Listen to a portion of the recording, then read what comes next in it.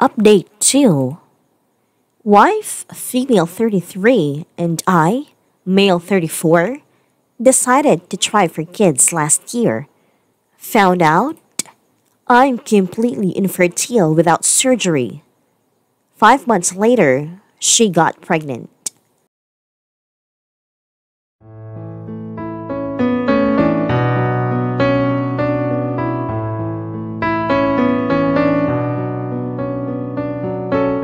First, I just want to thank everyone who reached out and offered their story about similar. I can't believe how many people are told they're completely sterile and end up being able to have kids anyways. I took a lot of what you guys said to heart. I had an ex of mine from years ago end up cheating on me, and it really left a scar for a while. It wasn't until I got more involved with sports and getting in better shape that I was able to try and move on. My wife and I actually met in a soccer league we were together in. I've had so much trust for so long that I thought those fears had gone anyway. It wasn't until now that I really started to feel shaken like that again. But I didn't want to let my past get in the way of what could be just a huge blessing.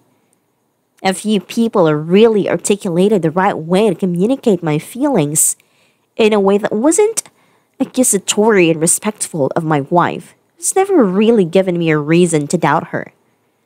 It's not uncommon for her to sometimes be home late, and she'll usually like to go straight to bed. I didn't want to dump this on her immediately and decide to give myself a night of sleep on it. I got up pretty early, just being restless. Went for a run and cleared my mind. I couldn't wait any longer. I made our favorite omelets and told her I needed to talk about something. You know I'm not Ashley, right? She knows me well. Ashley's my ex who cheated. So first I apologized. I apologized because I let this build up in my head for so long without talking with her about it sooner. What should be blessing has been nothing but insecurity and fear for me. We talked for a while. I told her how happy it made me to see her ecstatic and excited for the baby. I told her how much I loved the relationship that we've built together, but I felt like an asshole for questioning her loyalty. She had never given me a reason not to trust her, and that I still couldn't emotionally get over the thoughts of infidelity because of my ex.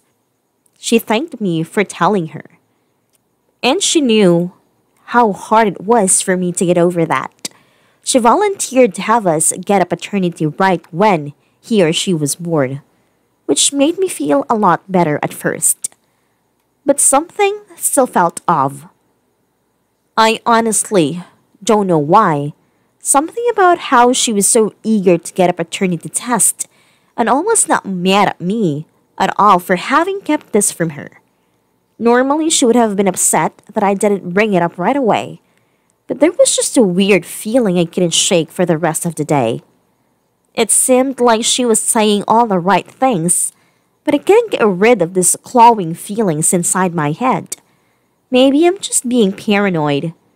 Maybe there's a gut feeling that I need to listen to, but I ended up going to the appointment alone as we decided it would go to see if I still needed a surgery. Turns out it's obstructive azoospermia.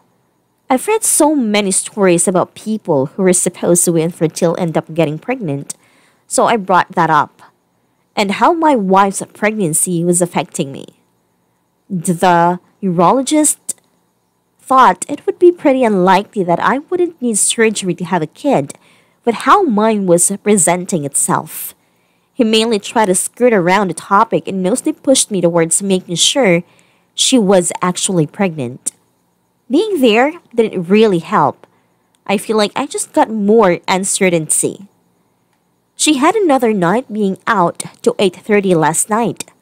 We talked about scheduling an appointment to verify the pregnancy when she got home.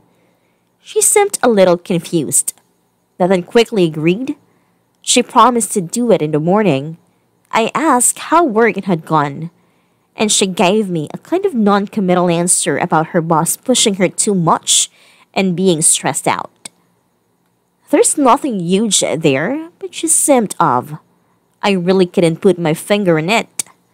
We were still acting lovey-dovey, but something just felt wrong, and I couldn't talk about it without repeating the same conversation we had Sunday. I've been trying to throw myself into work to distract myself, but I haven't been able to focus. We have a joint checking account that will sometimes move money in and out of, but really only use it for groceries, household items, unless we talk about it beforehand. This morning, she moved half of it to hers, about $1,700. We don't do that. She's never needed to before.